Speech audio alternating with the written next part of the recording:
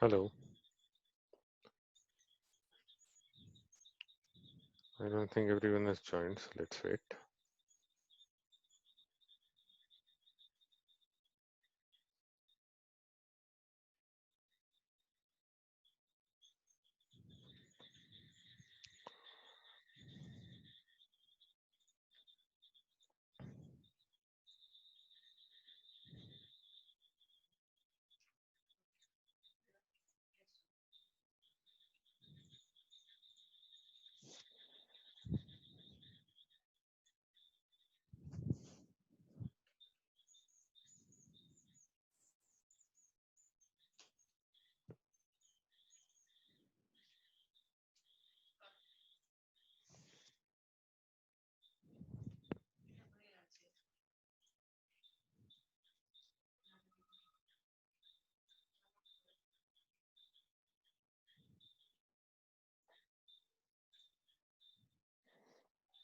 Hi, Rohit. I hope you can hear me, right? Hello.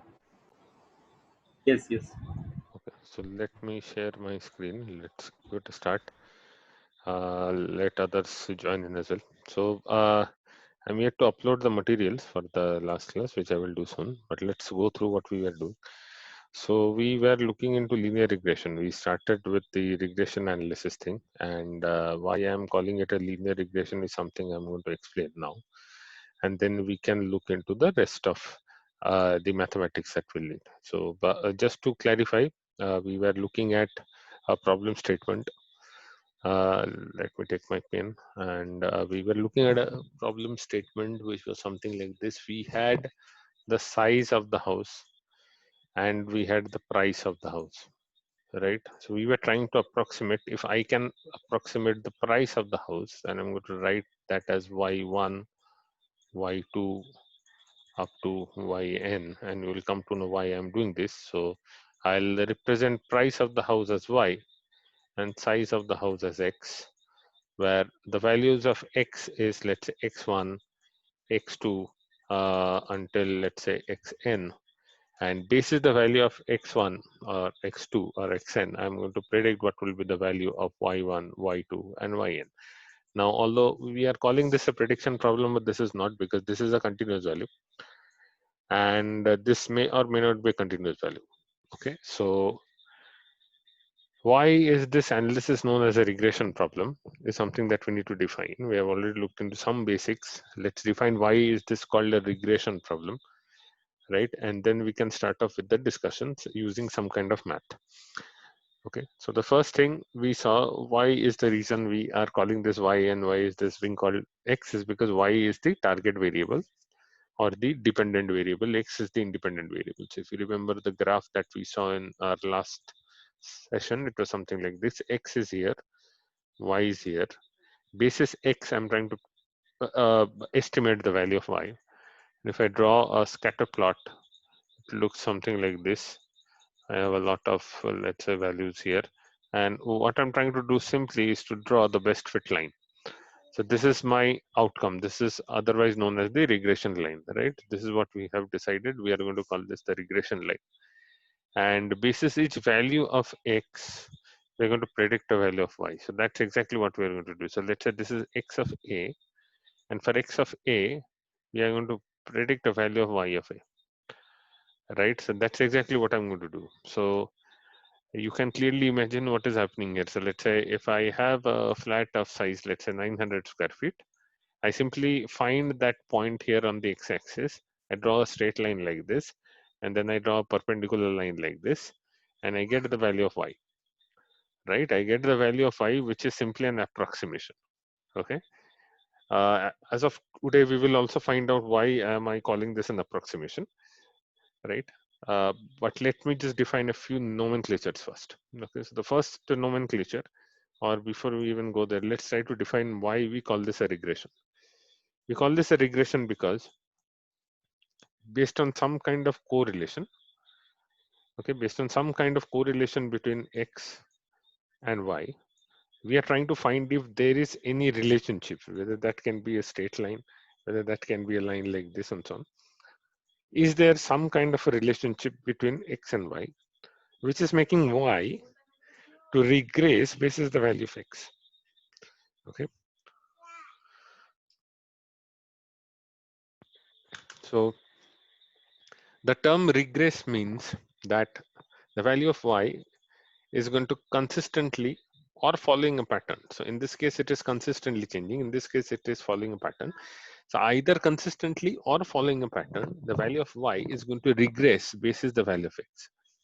Right? In other words, you can also imagine that you are standing on some ice, okay, which is like hard ice, and there's a person who is standing on that ice. Usually, you may have seen, if you have gone to places where you have ice, you may slip in here, and it is basis the thickness of this ice or how much cold it is or how much water droplets are there is what is going to define whether or not you are going to slip at the first place. And if you are really going to slip down, I hope you don't, but then it is also going to define how much speed or the rate of change you will have in which you are going to slant, right, or the rate at which in which you are going to fall down. So this is the concept behind, let's say, regression analysis. Why? Because you're simply trying to figure out, right? We are simply trying to figure out what is going to be the speed or the rate of change or the way in which the variable y will assume a value basis the value of x. Now, to define a few nomenclatures, let's say if I have this data and let's say I have 47 or let's say 58 points. Okay, so this is my sample size, right? The sample size, the number of examples that I have is or will be defined by m. Okay, why I am calling this examples or training data is something I'm going to define. I'm calling this example because this is actually historical data which is giving me the outcome as well, which has happened in the past or which is already happening, right? So basis this, I'm going to find out what is going to be the value of y unknown for an x which is already given to me. So for any given value of x, x of g, what is going to be the unknown value of y, y of u, is what I can find basis the patterns which is there inside this data by creating this regression line, right? So we will create this regression line and we can find this. Now the point is, basis these training examples, because I already know the right answer, this problem is also known as a supervised learning problem, right? So let me do one thing. Let me just clear all the drawings. If I need, I'm going to get back to drawing. Let me just start writing this. So regression analysis. Okay, I'm going to share this note, so don't worry. So first of all, regression refers to change in the value of the dependent variable basis the change in the value of the independent variable, right? So it is simply the analysis of how y is changing basis the value of x. Okay. Point number 2, my sample or the data set is also called a training set or example set because I already have the references of data pertaining to the past or with the answer, right? So that is exactly why it is called a training set, because I will be creating a regression analysis basis this training or this data. In other words, this data will help me train.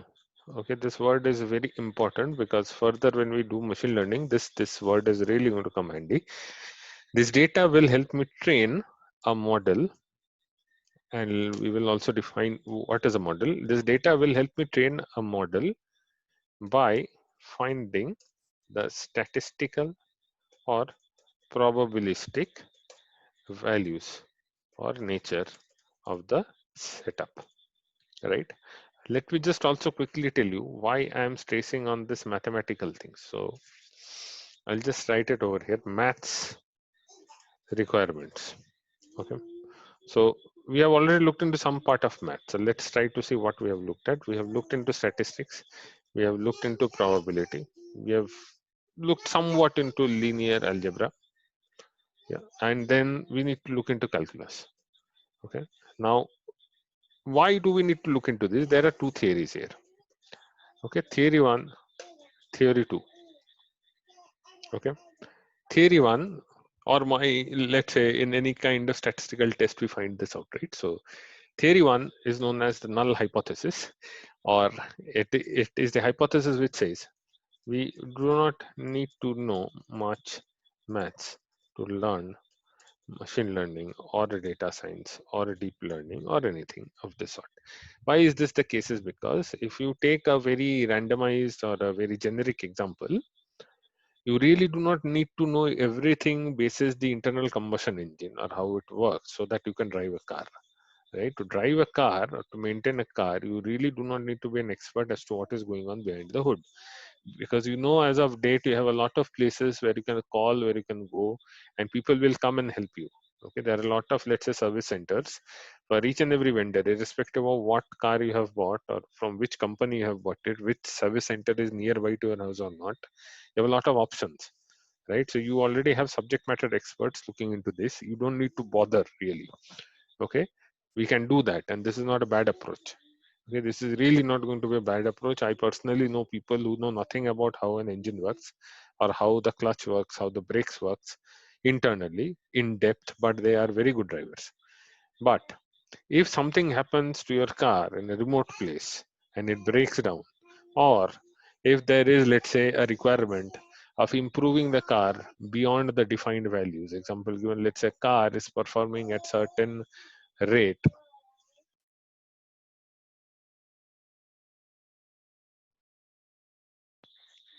right? So if a car is already performing at a given rate and you wanted to improve beyond the rate in which it is already delivering, right? Then what you can essentially do is that if you know how the engine works, if you know how it is actually working in the background, then you may want to tweak that engine, right? You may want to tweak the properties of that engine, and then you can make it even better, right? This is usually what people do with open source software, right? They download it. If you are already aware of the background of the open source things, they download it from the internet where the repository is holding their code, and they modify it basis whatever they would like it to work as. Even we in our organization have done this a lot. So we use a lot of open source tools which we have downloaded. The source code is actually downloaded from the internet, and then what we have done is we have done our own changes in the code so that we can quantify, or we can make the changes align with the organization or the setup in which we are working, right? So the second thing is, to do this, okay, we need to know,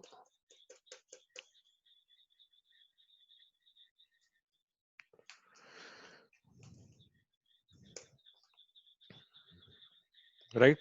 So this is the second theory. Now the question is, irrespective of which theory we are going to follow, although we are looking at all the parts, we may need to define why these pieces of things are actually required. Okay, and the reason why I'm doing this here is that we are going to use some things or some of these already.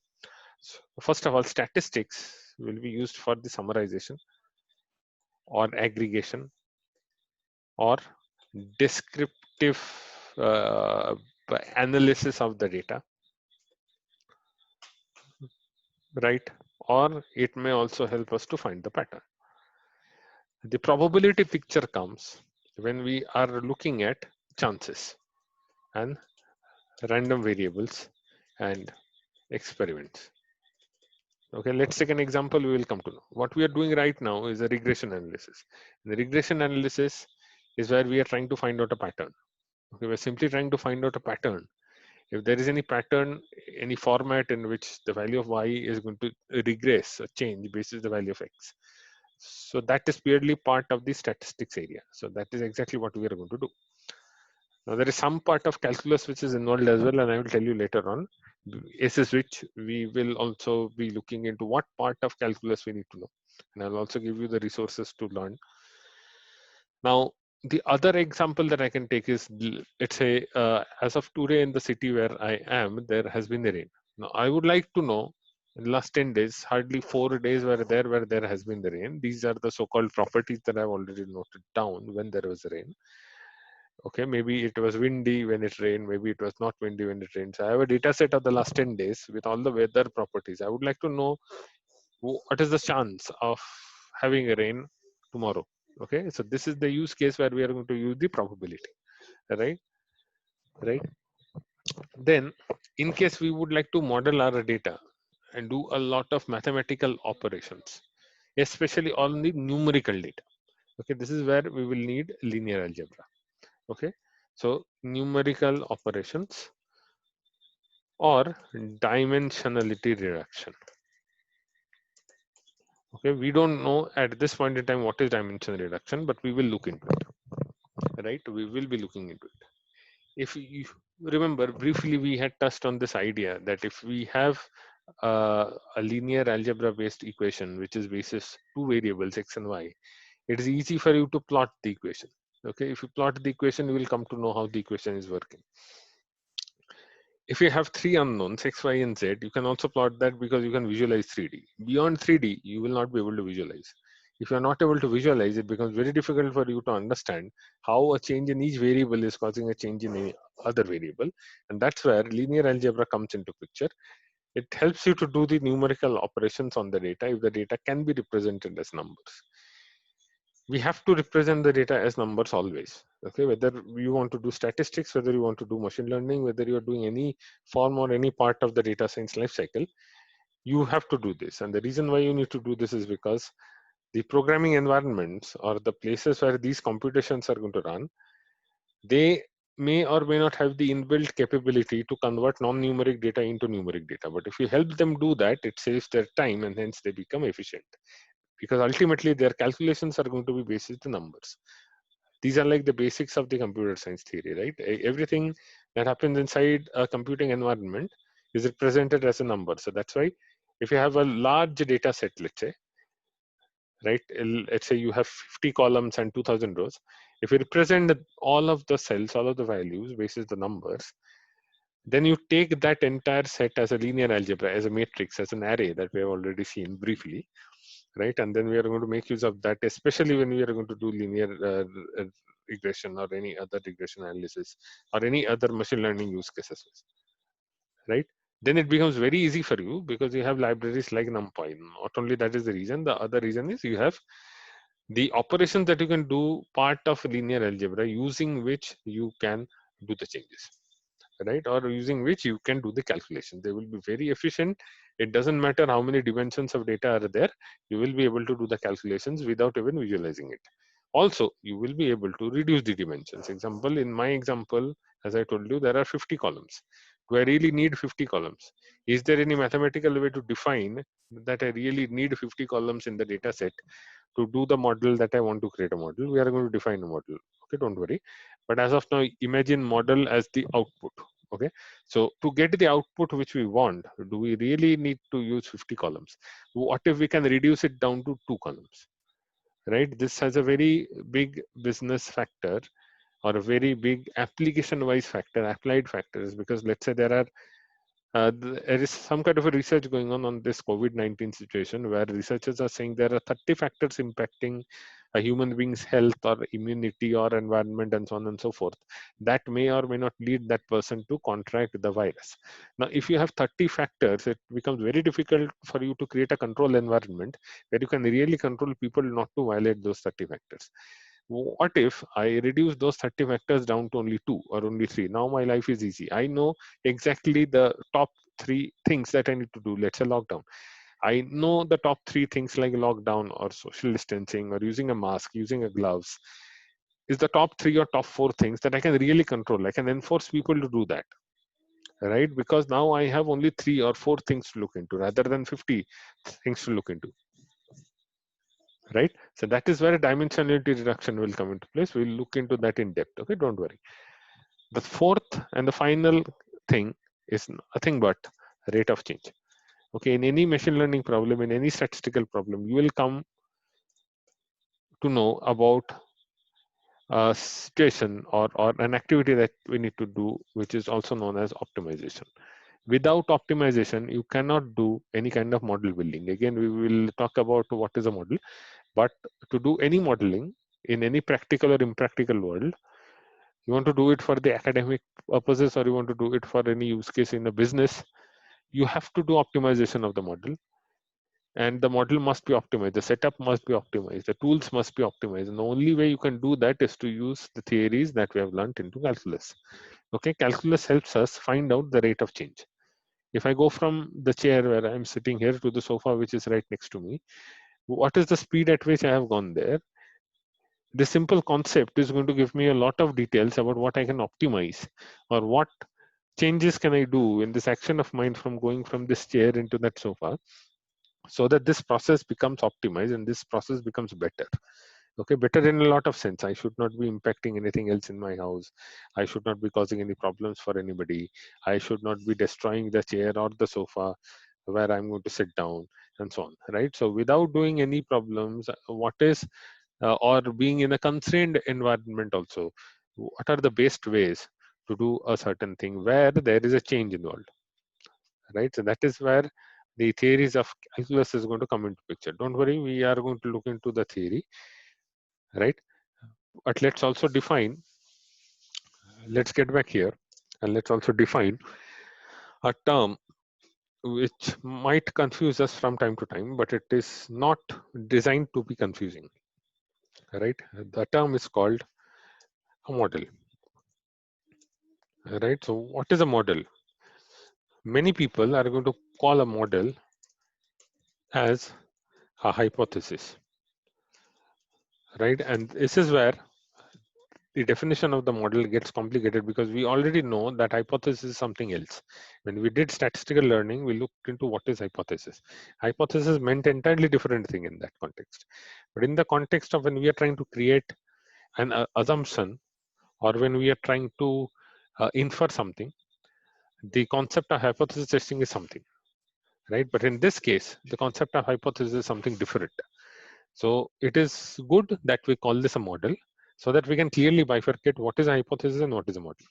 So primarily, we in this entire series of things are going to call something as a model, and that model, or how to define a model is simply the final outcome of the analysis, or findings, or the estimations, or the predictions that we would perform using the required computer science and math principles, right? It is simply the output. So you can clearly, or you can try to define it as something like this: your set of inputs which is given by x. Okay, in our hypothetical example, that's the size of the houses in square feet. I put that inside some kind of a model, or I create a model basis that x, and that model is going to give me the value of y. So this is the hypothesis that I want to formulate, or this is the output that I want to get. So my final output is going to be a model where I can give the input, or a set of independent variables, and it is going to give me the value of the dependent variable, where this value was previously unknown. So this is y of u, unknown. Okay, given a set of x of g, given values of x, this model is going to give me the values of y. This model is sometimes called the hypothesis. We are not going to do that. We are simply going to stick ourselves to call this a model, right? This is clearly a mathematical model, obviously, and this is the reason why I touched base into this thing, right? This math related thing is because if you would like to optimize the model, you need to know how the nuts and bolts are working in the background. That's why you need to know how the engine works, how the clutch works, and that is why you need to know how the math is actually working there. Okay, you don't need to be a very expert in there, but there are people who are really not very good in math, but they can understand things. So basic understanding of all the concepts is what we really need. Now, why is this called a regression? We have understood. What we are going to concentrate over here right now is a form of regression. Maybe this is point number 5. Let me just look at point number 4. Because we are provided with a set of training data from the past, we can call this setup, or problem statement as a supervised learning problem, right? In case when we are doing any kind of learning or prediction or approximation, right? In case we are doing any learning or prediction or approximation problem, we have some forms of learning that we need to know. Okay, let me just quickly define what these are. First is a supervised learning. Supervised learning when I know the previous outcome or new word labels. Okay, labels is what? The target variable. So if I already know what is the rent of a particular size of house in the city where I'm staying for, let's say, 100 houses or 200 houses or 500 houses, this is a supervised learning problem if I'm trying to predict the rent of the house, right? What happens in the other case, which is known as unsupervised learning? Okay, unsupervised learning is when I do not know the previous outcome or I am looking only for patterns, right? So imagine in front of you, you have an Excel sheet that has X and Y. X is the size of the house, Y is the rent of the house. I remove the column Y. Now you only have X, you have the size of the house. Can you do anything with that univariate column?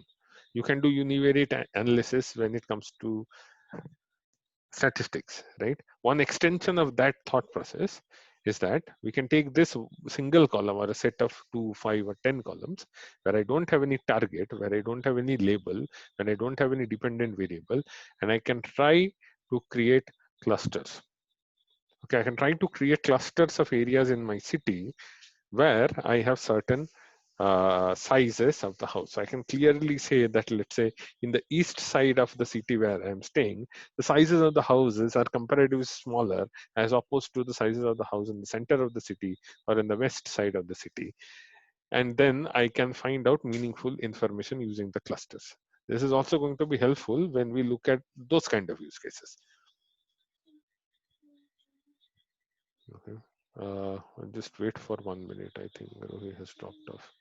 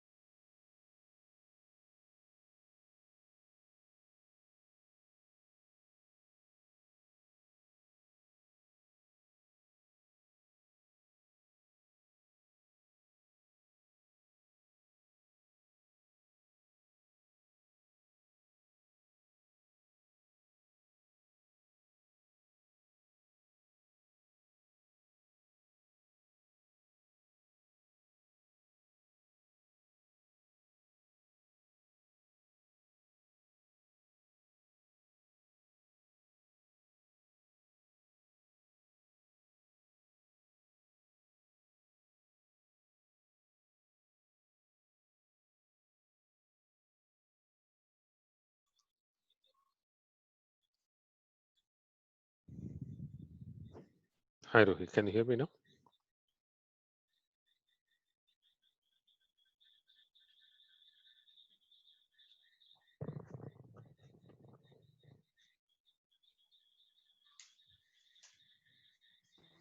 Yes. Okay. Okay. So I'll Yes. just quickly brief what I was actually going through. So the first kind of learning is a supervised learning where I already know the previous outcome or the target variable or the dependent variable. If I don't know that, or if I intentionally removed it and then try to look at patterns only in the data, not to infer anything, I'm simply looking for the pattern recognition, then I'm doing an unsupervised learning where there is no need of having a label, hence I don't have that label. The third kind of learning is also known as reinforcement learning. Okay, we are going to look into this at a much later stage. Please don't really worry right now. I'm going to call this TBD, to be discussed. But this is a form in which babies, or not even babies, humans learn.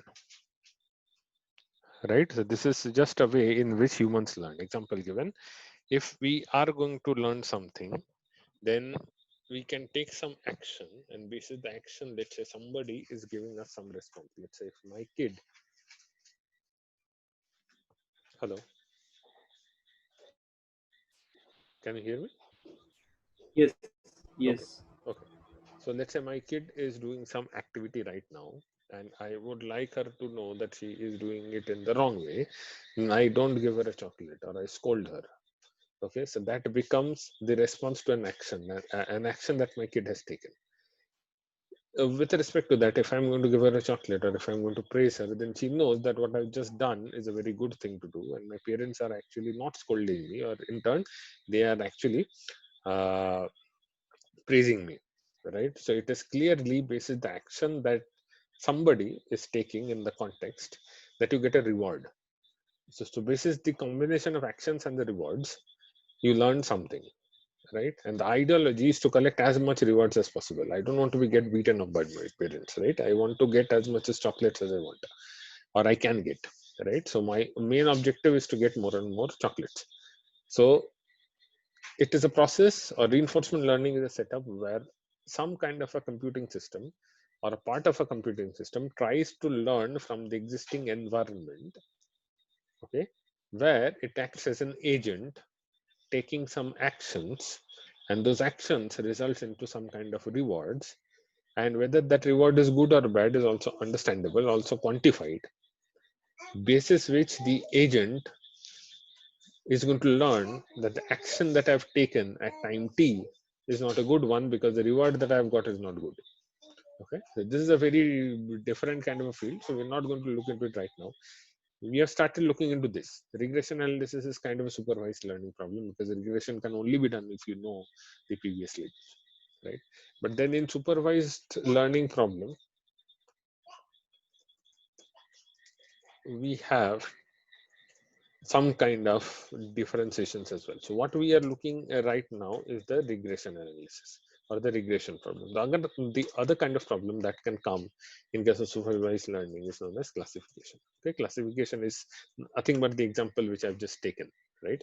The example which I took about whether it is going to rain or not on the next day. In case of unsupervised learning, a very common example, a very common example is clustering. Another common example is association rule mining. Okay, we are going to look at all of these. Yes, so don't worry. Just to give you a brief of what is association rule mining. Association rule mining is where, let's say you go to a supermarket and you see that you always find a certain set of item is kept beside another set of item, right? You always find that, let's say, the place where you find the cheese or the butter is placed intentionally beside the place where you find the bread.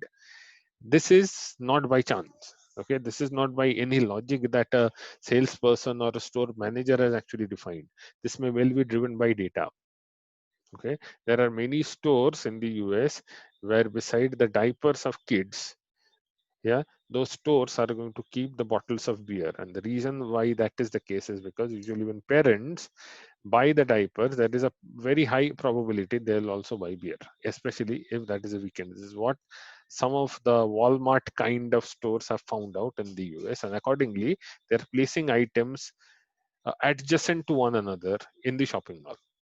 And there is a reason behind it. When we look into association rule mining, we'll come to know the concepts like lift confidence and so on, where we will come to know what is the probability of a person like yourself or like me buying a product P2 when he or she has already bought the product P1, or he or she is inclined towards the product P1.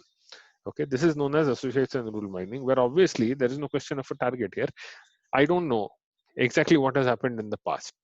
Why? I need not know, right? This is a clearly probabilistic kind of a model. It sounds very complicated at the first place, but later on we can find out a lot of value out of it. Okay, but as of now we will limit ourselves to supervised learning. We started with regression, later we will look into classification. Further we will look into clustering, association rule mining. Also you'll be surprised to know this dimensionality reduction, which is something done using the linear algebra thing, right? That is also part of unsupervised learning with a specific name known as principal component analysis, right? This is an activity, PCA, which you do to reduce the dimension, which is an unsupervised learning, because in that case you do not need to know the label, right?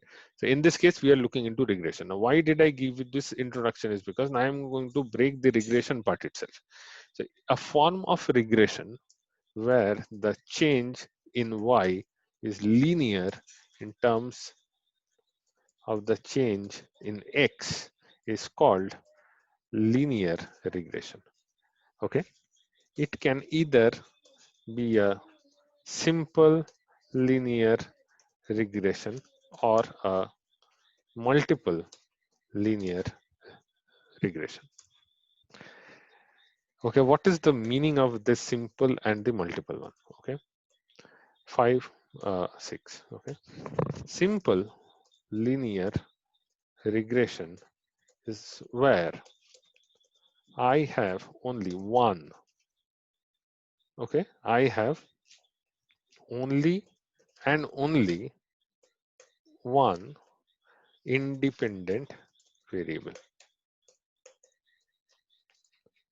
and or which results into the approximation of the one dependent variable, right? Multiple linear regression, I'll just take a copy of this and I'll say multiple linear regression is where I have multitude. I cannot even count how many independent variables I'm going to have. I can have 100 independent variables, which results into the approximation of one dependent variable. We're going to start with a simple one, and then we are going to look into the multiple one. Because the multiple one cannot always be visualized, so that's why we'll fall back to our hypothesis testing fundamentals, where we are going to start using p-values and all those things, right, to get the essence of whether those multiple features are actually making any effect or no. So we'll have a null hypothesis, we'll have an alternate hypothesis, we'll do a lot of tests to validate whether to accept or to reject the null or the alternate hypothesis, right? Now let's get back to our car example, or sorry, our let's say rent example. Okay, in the rent example, some kind of terminology I would like to introduce here. Okay, the first thing that I'm going to say is that let M be the number of training examples. Okay, M is basically the number of training examples. Okay, the number of training examples means the sample size, right? Okay, next I'm going to call X superscript I. Okay, or no, this will be small. So I'll call the big X as a set of small x superscript I. This I'm going to call the training examples of the independent variable. And the third and last one is Y, which is the set of Y superscript I will be training example of the dependent variable, right? So if I have a data set which, let's say, has 50 values, then M is equal to 50.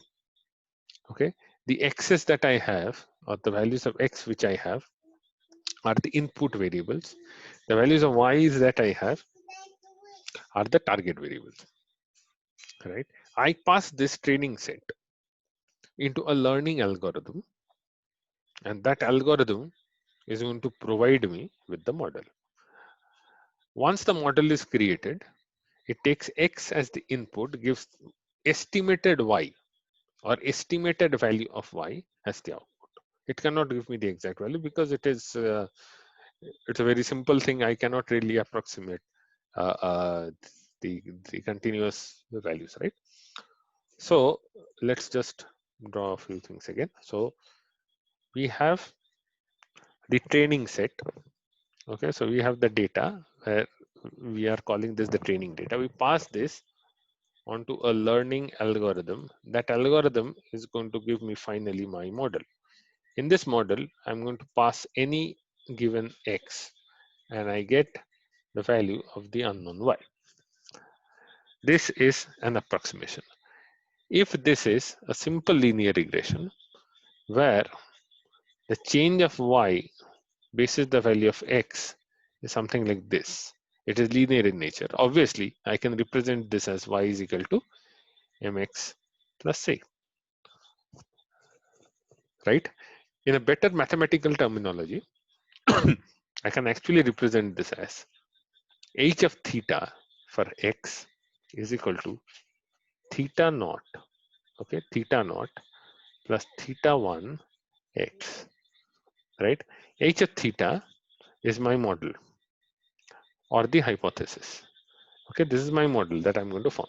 It takes the input of x, okay, of some x, and it creates an equation using that x. Okay, on both sides we have x, so please don't be confused. This h of theta x is actually the value of y.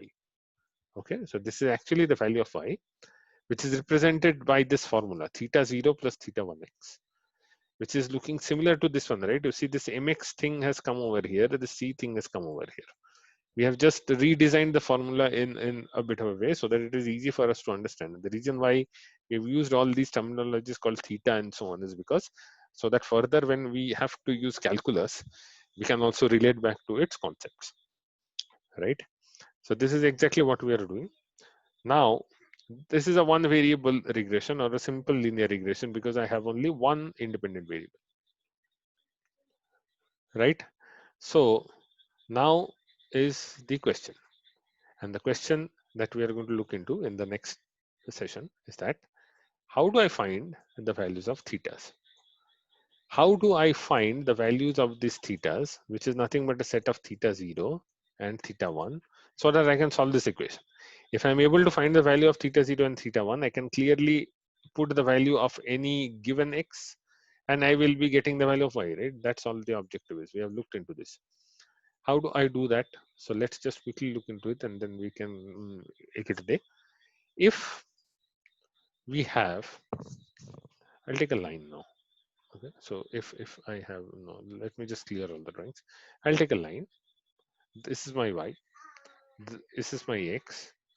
Okay, and let me just take some. So let's say this is a value of x. This is a value of x. This is a value of x. This is the value of y. This is the value of y. This is the value of y. So this is 1, 2, 3, and this value of y is 1, 2, 3, and this point is 0, right? Where we are in. If I have an equation which is h of theta for x, which is equal to theta 0 plus theta 1 of x, and I say that the value of, let's say, theta 0 is equal to, let's say, okay, the value of theta 0 is 1.5 and the value of theta 1, let's say, is equal to 0. A value of theta 1 is equal to 0, then this part is 0, right? And only this part is changing. But this part is also constant, right? Theta 0 is equal to 1.5, right? Then I get an output which is something like this. So imagine this is y equal to 1.5. So y or h of theta of x will always be equal to 1.5 because this part no longer exists because theta 1 is 0, right? What happens when theta 0 is equal to 0 and theta 1 is equal to 0.5? If I put that into the equation, okay, which is theta 0 plus theta 1 x. Theta 1 is 0.5, okay, and theta 0 is 0.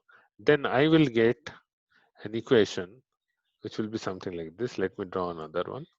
So this is x and this is y, and my line will go through something like this, okay, where if let's say this intersection on the x-axis and this is the intersection on the y-axis, okay, then this value is going to be 1 and this value is going to be 2. So this point is 2 comma 1, x comma y. So this is 2 comma 1. Why? Because for every 2 values of x, I'll get one value of y, right? Why? Because theta 1 is equal to 0.5. So it is diminishing the value of y. And then theta 0 is 0. So this factor is no longer there as well. But because theta 0 is 0, you see the slant, this line, this regression line, it starts from the intersection of x and y. Okay, this is the essence. Okay, this is the essence of theta 0 and theta 1. Okay, let's take one more example. Theta 0 is equal to 1, theta 1 is equal to 0.5. Okay, I have deliberately kept theta 1 the same so that we can get a slanted line. But in this case, so what is going to happen? Let's draw the lines. Okay, 1, 2, 3, these are the values of x. And let's say 1, 2, 3, these are the values of y. Okay. In this case, theta 0 being 1, the slope will start from the value of y equal to 1, and then it will take a form of something like this. Right? It starts from a value of 1, and then it takes a value something like this. Okay, it is a linear line, but starts from a value of 1. Why? Because the value of theta 0 is 1. That's why theta 0 is known as the intercept. The initial value of y, irrespective, the initial value of y when x is equal to 0, right? When there is no value of x, let's say this is 0, this is 1, this is 2, this is 3. When we don't have any value for x,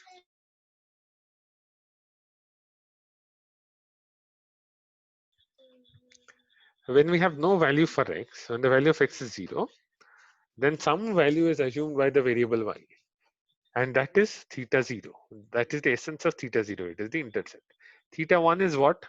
Based on the value of theta 1, we have seen what is going to be the value of y given a value of x on this line. That is why theta 1 is known as the slope. Okay, so theta 0 is the intercept, theta 1 is the slope. Slope is multiplied with the single independent variable, added with the intercept, you get the hypothesis or the model or the unknown y. Right? This is the main concept behind simple linear regression. And that's exactly what we are going to look at in the next class.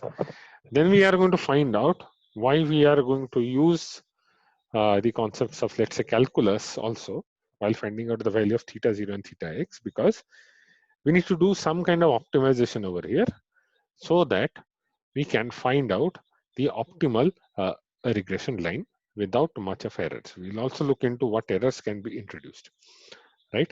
So as of now, that's it. Let's call it a day. I'll upload the materials into the LMS so that you can have a look. Yeah, let me stop the sharing. Thank you so much. Thanks, Bhamik.